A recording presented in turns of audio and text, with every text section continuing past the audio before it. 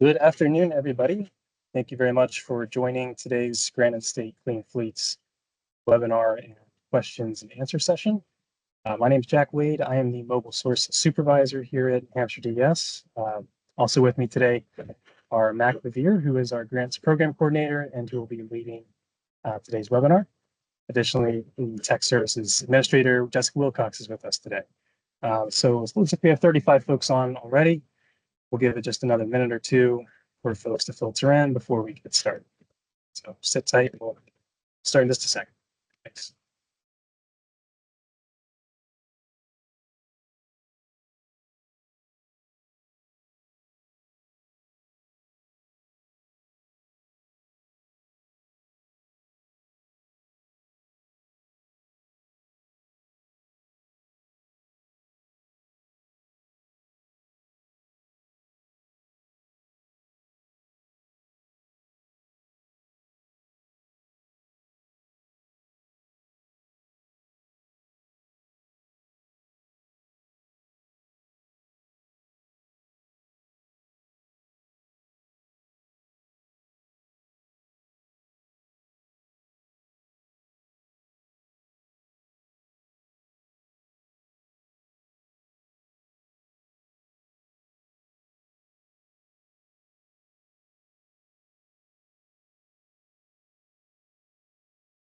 All right, looks like we've had a few more folks join us, so we will go ahead and get started.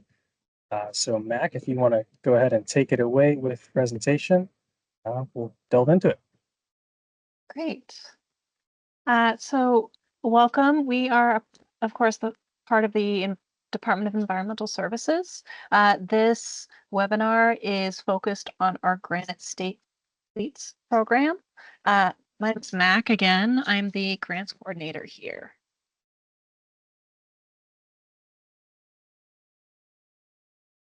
Two seconds here. There we go. So quick housekeeping before we start. This webinar is going to go from 2 to 3:30. All questions must be submitted in the chat, and participants will be muted throughout the webinar. If you need any additional clarification, we will allow you to unmute if you need any clarification on your questions. Some questions may require some further follow-up. So please email us at msgrants if you have any really specific questions, because the goal for this webinar is to be super high level.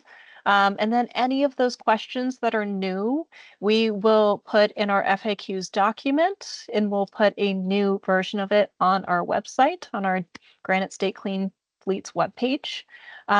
If any statements made in this webinar contradict information present in the Granite State Clean Fleets request for proposals, or our RFP that is on our website, the information on the RFP will take precedence. So what is the Granite State Clean Fleets program? The program is a competitive reimbursement program created to reduce NOx diesel emissions in the state. This is funded by the Volkswagen Mitigation Trust to offset their emissions made by their violations. And it is managed by the Mobile Sources section, which is under the Technical Service Bureau within Air Resources. So the request for proposal is now open. It is approximately $5.1 million under Volkswagen Mitigation Trust. The funding closes on May 23rd, 2025 at 4 p.m. Eastern Time. That is a hard deadline, so make sure that you get it in before 4 p.m. And you want to make sure that you look at the RFP for full grant timelines, eligibility info, funding limits, and scoring criteria. Looking at eligible projects, we have diesel to diesel replacement, projects, diesel to alternative fuel. So that could be propane or CNG or hybrid. You could do diesel to electric or hydrogen. And when you do a diesel to electric project, the EV infrastructure is included, which is a really great bonus to this program. And shore power as well, which can be used to plug in your boats when they're idling for a specific period of time. So let's talk about some example projects. So we have some specific examples. So you could do a diesel to diesel plow truck if you wanted to, because the older diesel units or diesel vehicles are high emitting compared to newer diesel vehicles. You could do a diesel to electric school bus, which is also a really neat project as well, and can be a really great benefit for the community as a whole. And also a diesel to alternative fuel or natural gas powered refuge truck could be something as well. So there's a lot of different programs that you, or excuse me, projects that you could apply for, and it really depends on your situation. Public and private organizations are open to apply. Well, let's talk about usage requirements. On-road projects must have a minimum of 4,000 miles of annual use. Freight switcher locomotives must operate a minimum of 1,000 hours per year. Ferry and tug engines must operate at a minimum of 500 hours per year. And all existing units must be fully operational and have at least 1 year of remaining useful life. Now, of course, as you can see in this table here, there are some other specifics as well, but of course, please look at the RFP for more information as well. So how much can be reimbursed? Because oh, that's the big question, right? So between 25 and 90% of eligible project costs um, depend on the applicant type and the project type proposed. As you can see in this table, the maximum for a government entity for Granite State Clean Fleets is 90%, depending on the project, of course. Um, the Granite State reimbursement caps is diesel to alternative fuel is $500,000 and electric and hydrogen is $750,000. Again, please reference the RFP for specifics, but this table is a really great way of showing the differences between the projects and the government and non-government entities and the cap for the Ardira program, which is very similar, but it does have some different requirements. So we really want to highlight the differences in funding availability from our DEER program to our Granite State Clean Fleets program. All right, so looking at our differences in terms of grant opportunities. So in comparison to DEER and Granite State Clean Fleets, because they're very similar programs. So Class 4 vehicles can qualify for Granite State Clean Fleets, but not DERA. Construction equipment does not qualify for Granite State Clean Fleets, which it does for DERA. Airport ground support equipment does qualify for Granite State Clean Fleets when replaced for EV models. Now, you can see on this table, there are a couple of other differences as well, but those are something that is most notable that you should review, but you should also review the RFP as well. Now, steps to apply. Always, again, read the request for proposals or the RFP, which is on our Granite State Clean Fleets page. You can scan this QR code here to access the page. or you can, once we share the webinar online, you can click the link to the webpage as well. So first, of course, read the RFP. Complete the application. There's two different applications forms. There's an A1, which is for the general unit replacement proposals, which the majority of applicants will probably fill out, and the A2 form, which is just marine shore power proposals. We have reworked the A1 and A2 forms, so you cannot use the forms from the past rounds of Granite State Clean Fleets funding. You must use the new forms. But the benefit of us reworking these forms is that we hope that this is a more streamlined experience. So make note of that. If you have any other questions, we're going to go through in the chat here real quick. But if you have any more in-depth questions, or if we run out of time, feel free to email us at msgrants@des.nh.gov, and we will get back to you as soon as possible. And of course, review the Granite State Clean Fleets webpage again for more details. If you have any additional questions as well, you can look at our FAQs document, which is also on our Granite State Clean Fleets page. All right, so now we're going to segue to a Q&A session that Jack will be leading. And again, type your questions that you have in the chat.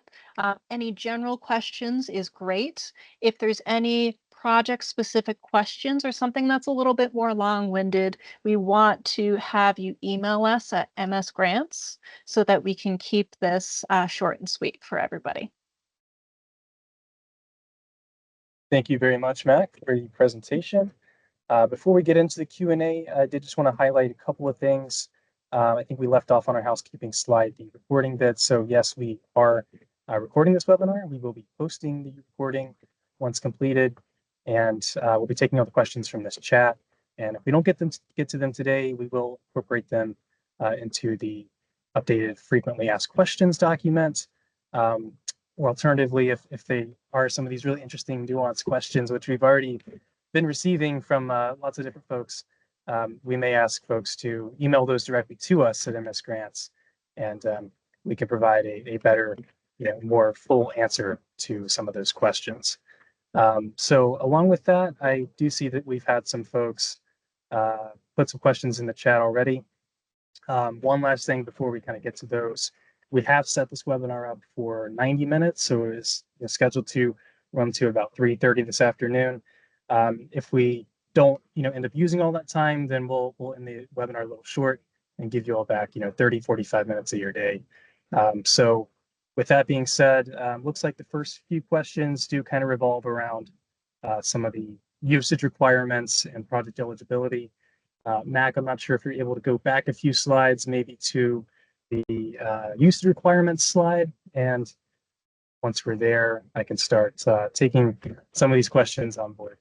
So once again, we're going to be mainly answering the more general questions, the high-level questions, and the more specific, in-depth, nuanced project-specific questions, may require answering an FAQ, or we may reach out to have you guys email those.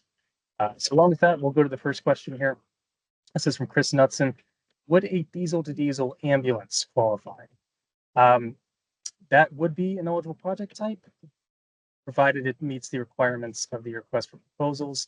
So for on-road vehicles like an ambulance, you can see here, the engine model year requirements are from 1992 to 2009. Additional requirements are on-road vehicles must be in classes 4 through 8. So if the vehicle is over 14,001 gross vehicle weight rating, or GVWR, that could be a potential project that would qualify for the program. We have a second question here. This one is from George Anderson. How do you define 1 year of remaining usable life? Is that based on internal replacement schedules? So the remaining usable life refers to a unit that's fully operational. So when we talk about remaining useful life, the unit has to be fully operational. It's not needing any immediate repairs to become functional. It's still in service. It's still usable. Along with that, with that usable life, we're talking about how long would it last, even if you sold it. So if you're planning on trading your vehicle in, how long would it last after you trade that in? And if the answer is over 1 year of remaining life at full capacity, at full usability, then it would be a qualifying vehicle for the grant. We do have a third question here, and looks like this is from Mason Highway. What if you are a rural town of only 40 miles of dirt and pavement? I think this is probably relating to the minimum usage requirements. So with this iteration of the Granite State Clean Fleets program, we have instituted usage requirements. And so all on-road projects must have a minimum of 4,000 miles of annual use. There is the opportunity to apply for a waiver for your project if it does not meet one of the minimum usage requirements. However, we will consider those in exceptional circumstances and only if the project demonstrates superior other additional benefits. So if you're pretty close to that, we do encourage folks to apply and really justify their projects and flesh out why this is a good project for your town, your area, your community, and so on. So we have the next question here. This is from looks like Ronald. Do the diesel vehicles being replaced need to be rendered inoperable with a 3-inch hole in the engine and the chassis rails cut? Yes. So all diesel vehicles being replaced through this grant must be scrapped. They cannot be traded in, sold. Scrappage process entails drilling a 3-inch by 3-inch hole in the engine block, and the chassis rails must be cut between the front and back axles. The next question here looks like this is from Fitz. Does your diesel replacement have to be the same size? Generally, we expect vehicle replacements to remain in the same class size. If you do want to go down a class, no issue at all with that. So in general, they're expected to be in the same class or lower. And looks like the next question here is from Robert Girardi. Does gasoline qualify as an alternative fuel? And if so, at what percent? So it does not. Alternative fuels for the purposes of solicitation are defined as propane, compressed natural gas, and hybrid units. Along with that, electric and hydrogen fuel cell qualify for higher reimbursement percentages. We have another question here. This is from John. Can you apply for this if you are already trying to replace the truck? As long as the project has not started, then you are able to apply. As noted in the RFP, any projects that have already started or have expended funds are not eligible projects under this solicitation. So if you're looking to replace the truck and you haven't fleshed the project out, you haven't taken that step of ordering the truck already, for instance, then you could do that.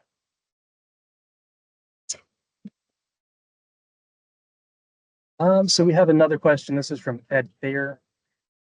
Please clarify the eligible diesel to diesel replacement years allowed. Would our 1982 Mack dump truck that's still in service be too old to qualify?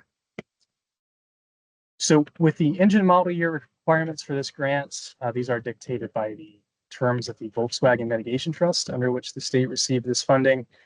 The terms of the trust do restrict the engine model year requirements for on-road vehicles to engine model years 1992 to 2009, as seen in the chart here on the screen. So any projects submitted for on-road vehicles, except for buses, do need to meet those engine model year requirements. For bus projects, the engine model year can just be 2009 or older. And it looks like there's a similar question from Stacy about engine model year requirements. So yes, so following up on that question, they can be older than 2009 as long as it's a bus. For on-road vehicles, however, it does have to be between 1992 and 2009.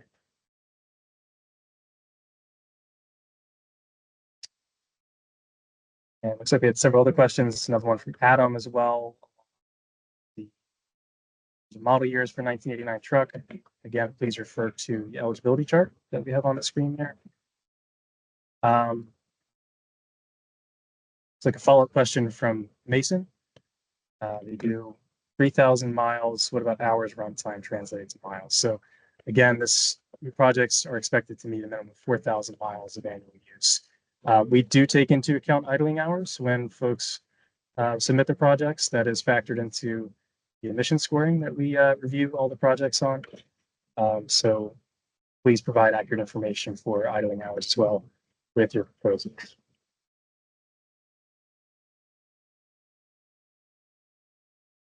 We have another question from Steve Randall, and this is, would the truck need to be replaced in the 2025 budget year, or could it be ordered in 2025 and purchased in 2026? There's no set time on when you have to order or purchase your vehicle. Again, don't buy anything, don't purchase anything until your project's been selected and you have a grant agreement in place with DES. That has to be approved by the New Hampshire Governor and Council before you expend any funds. Any funds expended before that period are not eligible for reimbursement. So if you are thinking about ordering in advance, please keep that in mind. Along with that, important to know, we do expect projects to be completed by the end of 2027, generally speaking. We do have that outlined in the RFP.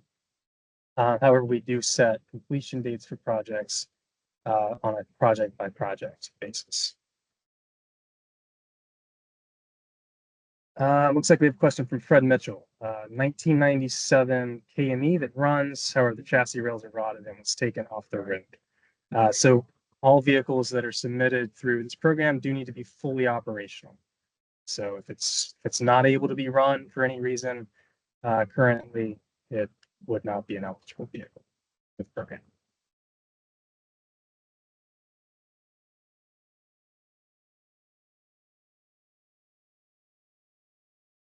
Another question here from Jen Hale. This is, what if we can't get approval until 2026 town meeting for replacement? Can we still apply for this? The answer is yes. There's a section on the application form where we ask for information around what approvals are still needed, steps still need to be taken with your project. Please include that information there. So if your project still needs to be approved by the town in March 2026, for instance, please let us know that. Additionally, if folks need more time to get their projects together, or they still need additional approvals at the town level or maybe a corporate level, for instance, DES does anticipate having a second round of funding for this program open toward the latter half of this year. We're expecting that to be around similar funding limits. That will likely be a new request for proposals. So eligibility requirements, funding limits, et cetera, are subject to change. But if folks do need a lot more time to get their projects together or need those additional approvals, please keep that in mind that there will be another solicitation available at a later date.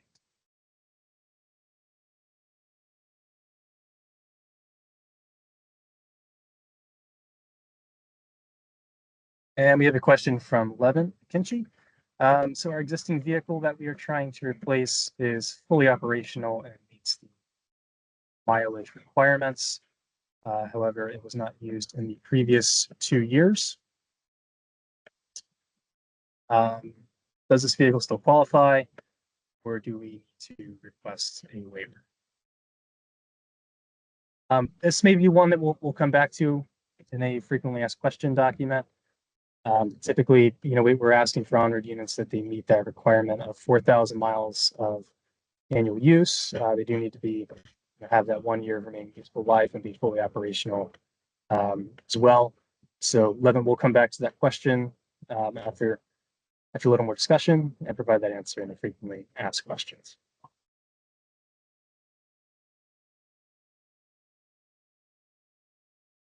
We have another question. This is from Maggie. In cases where the replacement of a vehicle or engine is not possible, Could an applicant apply for funding to use renewable diesel or a similar drop-in lower carbon fuel as an alternative? The situation, the funding would be used for the difference in fuel cost. Unfortunately, not for this program. So in Granite State Clean Fleets, you do need to be replacing a unit, whether that's a vehicle or an engine.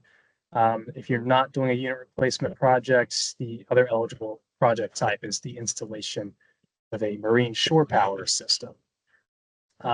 Maggie, that may be an eligible project type under our New Hampshire Clean Diesel or DERA program, and we'll be sharing some links around that too.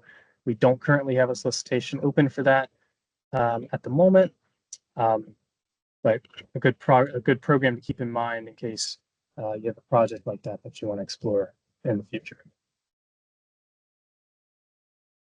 Looks like we have another question here. And Maggie, I see your follow-up question. That was the New Hampshire Clean Diesel / DERA program. Mac, I'm not sure if you would be able to share maybe a link in the chat for folks if they want to take a look at that while we go through these questions here. Yeah, Maggie, take a look at that. I suggest. I see a question here from Doug.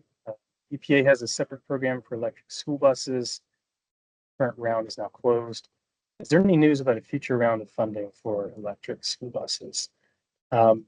So not related to Granite State Clean Fleets, but I have not personally been made aware of that. I do want to highlight though that electric school buses are an eligible project type under Granite State Clean Fleets. So as you can see, if you have an engine model year 2009 or older school bus, that would be eligible for replacement with an electric school bus, provided it meets the on-road minimum usage requirement of 4,000 miles a year.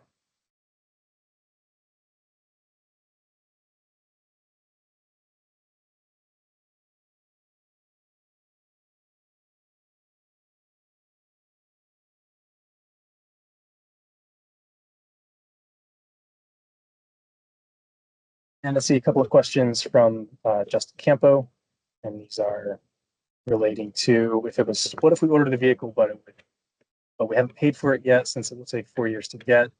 Again, we do expect the projects have not been started yet before applications are submitted for them. But that's another one that I think we can return to in an FAQ after some further discussion. Looks like we have another new question here. This is from CL. We have a 2012 ambulance meeting other requirements, but obviously not the model year requirement. Do you anticipate future grants allowing for vehicle years after 2009? With the Volkswagen Trust, right now the restrictions are for engine model year 2009 vehicles and older. With the DERA grant, the New Hampshire Clean Diesel program, like I mentioned before with Maggie's question, you can replace model year vehicles older than 2009 if they're replaced with electric vehicles or zero emission vehicles. So that's a program that if funding is made available again, we will promote that, and that could be an eligible project type under that program.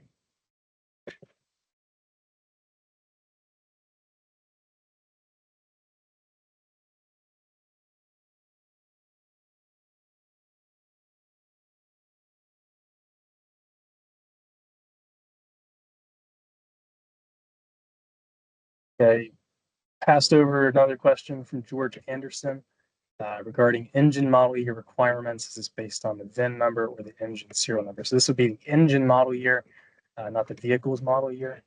A lot of times you can find that information on the engine tag itself. It'll have the engine model year. So I would suggest looking there if you're not sure.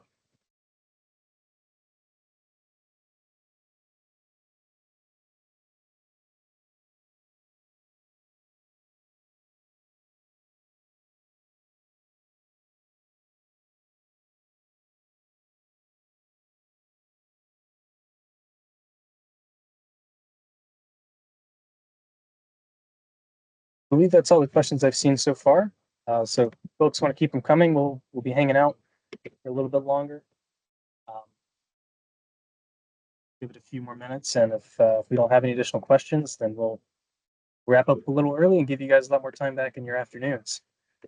Be here for a few minutes longer. And please submit any additional questions you have for us.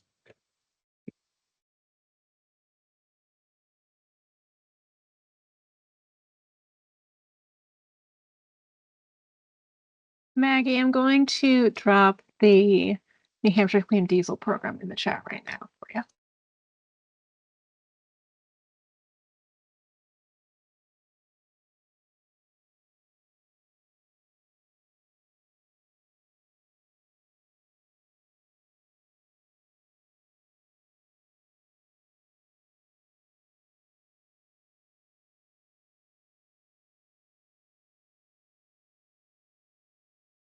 Another thing I'd like to point out, we have received a lot of questions um, around construction equipment, especially. So looking at projects like graders, loaders, skid steers, excavators and backhoes. Those types of projects are off-road vehicles. They're unfortunately not eligible for Granite State Clean Fleets.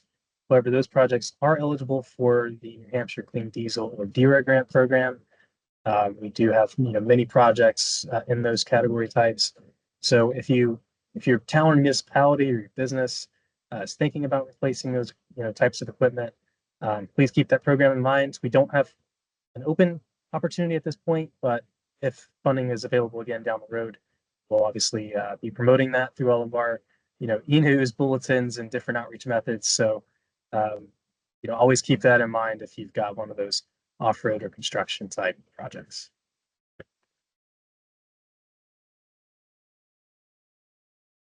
Other thing I wanted to point out, and maybe this um, just want to kind of reiterate this, is that with electrification projects, right? So if you want to replace your diesel school bus with an electric bus, or uh, get an electric transit bus for your town or city, the charging infrastructure can be included in that cost. So if you're a municipality out there and you're looking to transition your diesel bus fleet to electric, we can fund up to 750,000 for that project, including the charging infrastructure. So that's an important consideration for folks to keep in mind when they think about eligible uses for this funding.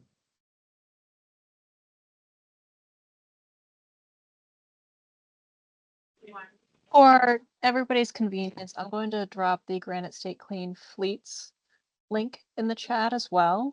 I just dropped the New Hampshire Clean Diesel link in the chat. So I just want to clarify the first one is New Hampshire Clean Diesel, which is funded by the DERA Act. And the second one is the Granite State Clean Fleets, which is funded by Volkswagen Mitigation Trust, which is the program that we're talking about right now. I'm also going to drop in the chat. If you're not on our mailing list, I highly suggest that you do sign up for our mailing list. So I'm going to drop that link in our chat as well. It is the fastest way to find out about new grant opportunities. We tend, depending on the year, of course, we tend to have different rounds of funding proposals depending on the, or RFPs, excuse me, depending on the year and the program. And so the fastest way to find out is to sign up for our e-news. So I'm going to drop that in the chat as well.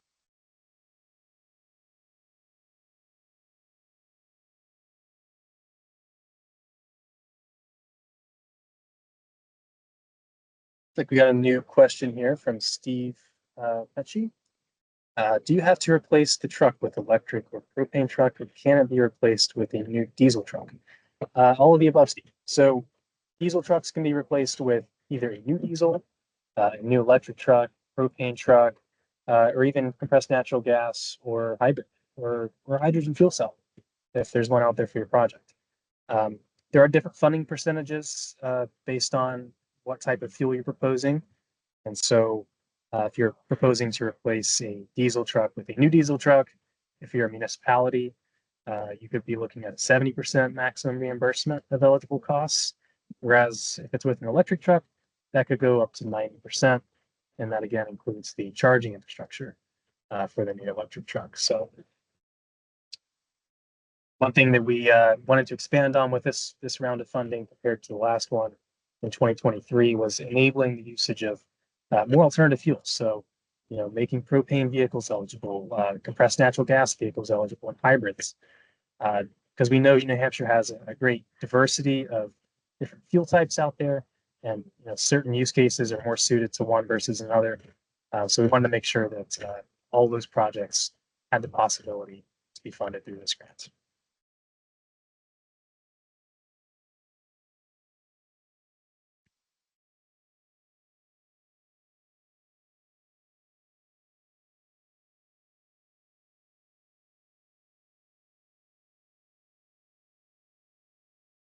Let's see, another question from John.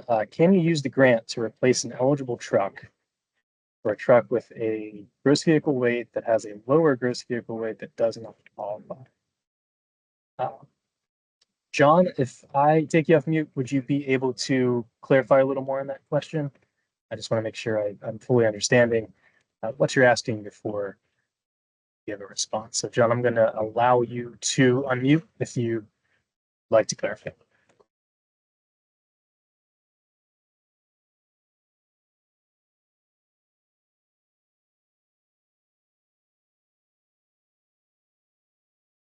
I think you have to unmute on your end as well if you're able to come off mute and give some additional clarification. John. You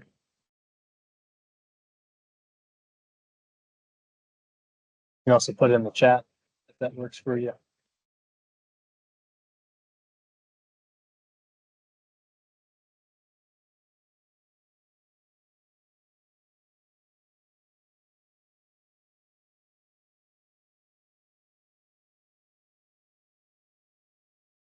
While we're working through that, do see a couple more questions coming in from Mason.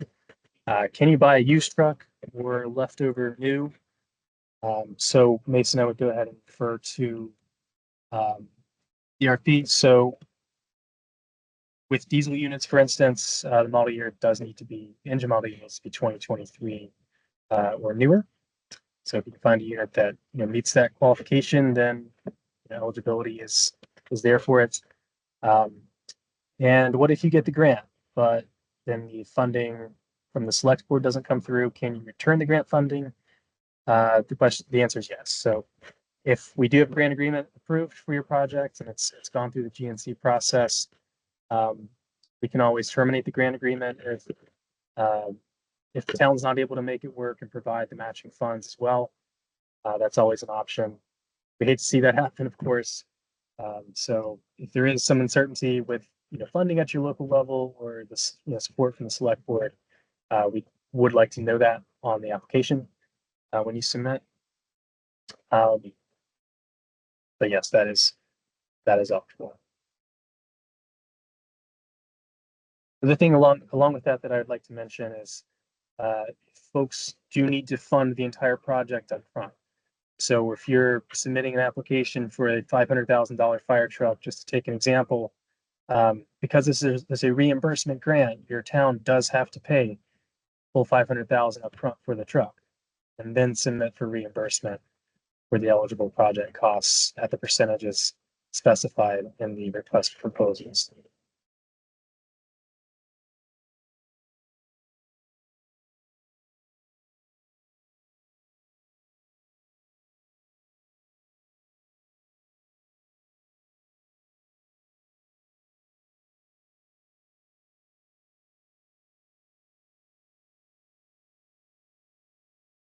So, John, I think you provide a little more clarification. I'm still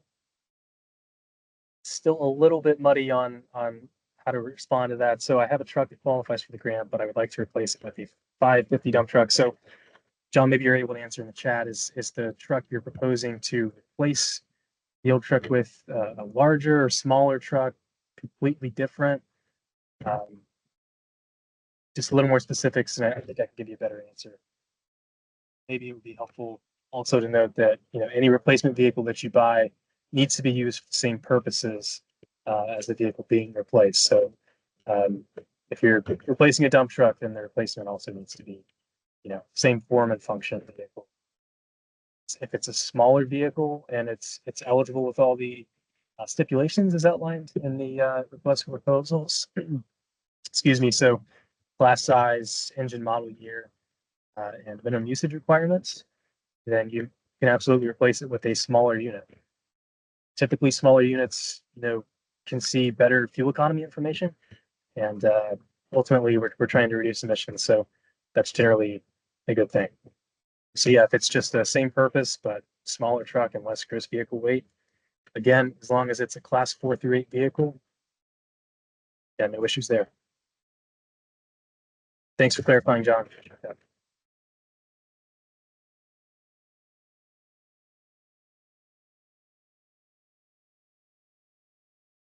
I think that's pretty good questions today from you guys. We will give it, at least another 5 or so minutes. So if there's any additional questions, please pop them in the chat, and we can get those answered for you. If not, if something comes to you later on, tonight you're thinking about this grant while you're having dinner, I hope you wouldn't do that. But if something comes to you after our webinar today, and you forgot to ask it, please feel free to just shoot us an email. It's msgrants at ds.nh.gov, and we'll get a response back to you. Along with that, any answers that were, or any questions that we received and we have answers for, we're putting those again in the frequently asked questions document. So please be sure to check that. We'll notify folks when we have an updated edition on the website, so we can all take a look at that.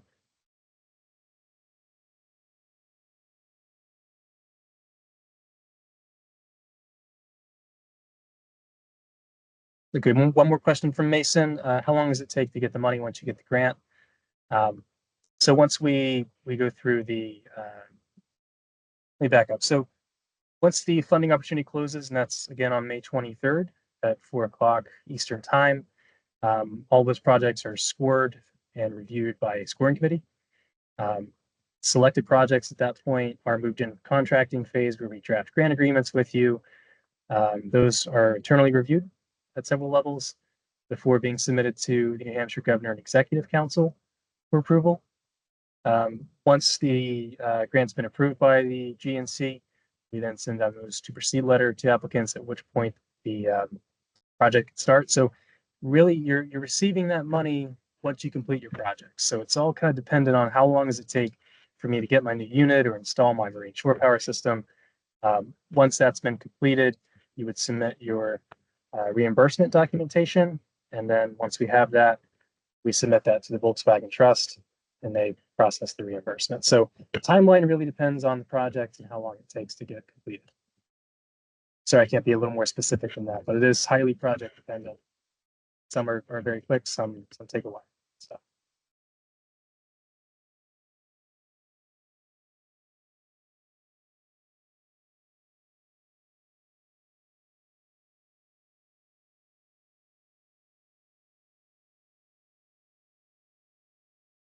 Thank you so much, Jess. She just put our email, our shared email in the chat. Jack, Jess, and I all have access to that. So if you have any questions, again, feel free to drop us an email. We are totally open to any questions that you have about our programs.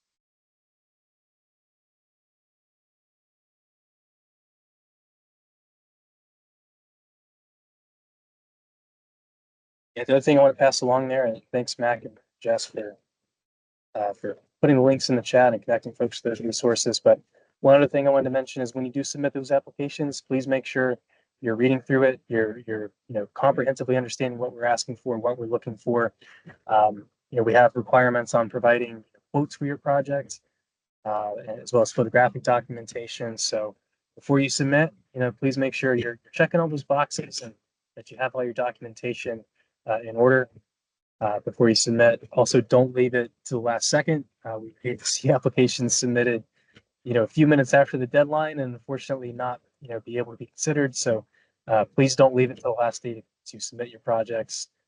Get out ahead of that. That way, if we do have follow-up questions that we need answered, you have time to do that, and there's no risk of losing eligibility for your.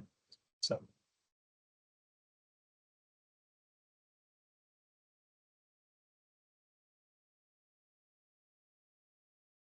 just give it, 1 or 2 more minutes with questions kind of thinning out here over the last 15 or 20 minutes or so.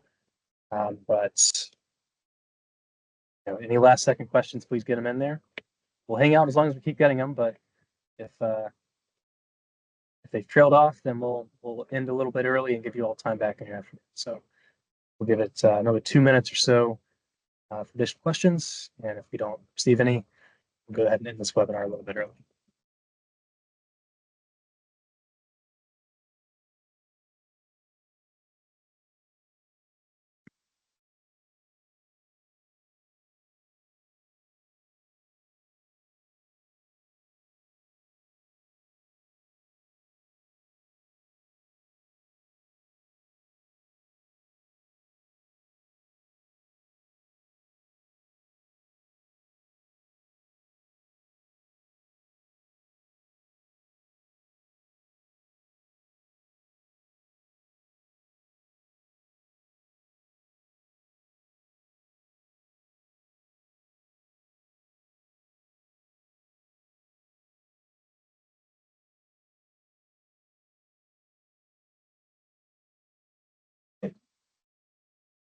All right, another question here from Leslie.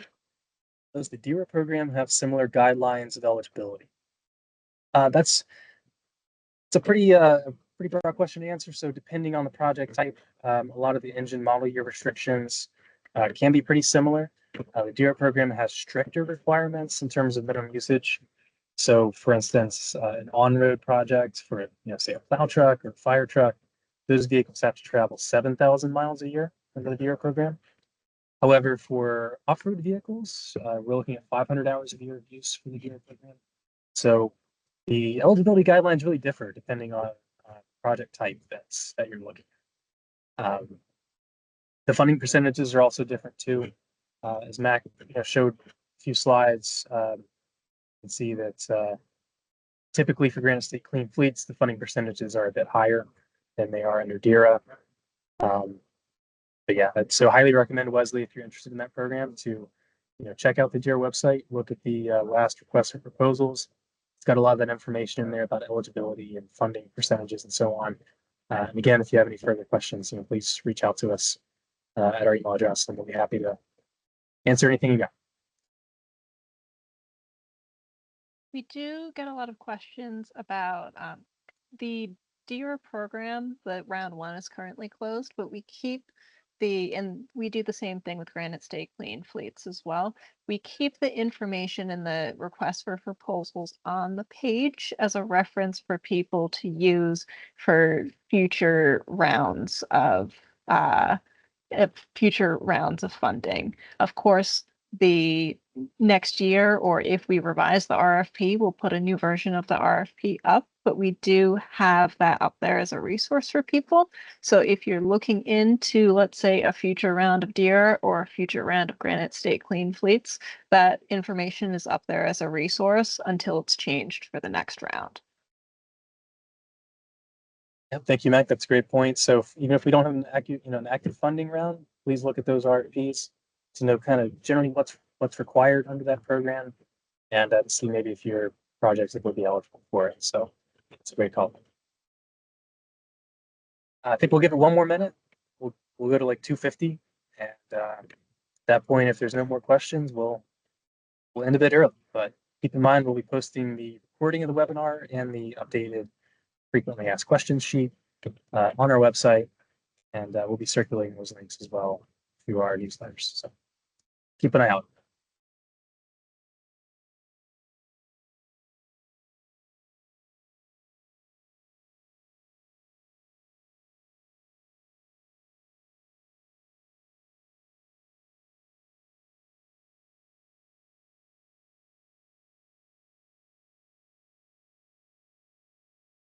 And I think seeing no other questions, and we've come to 2:50, just wanted to thank everyone again for your questions today, for your interest in the program, and for taking a little bit of the afternoon to spend with us today.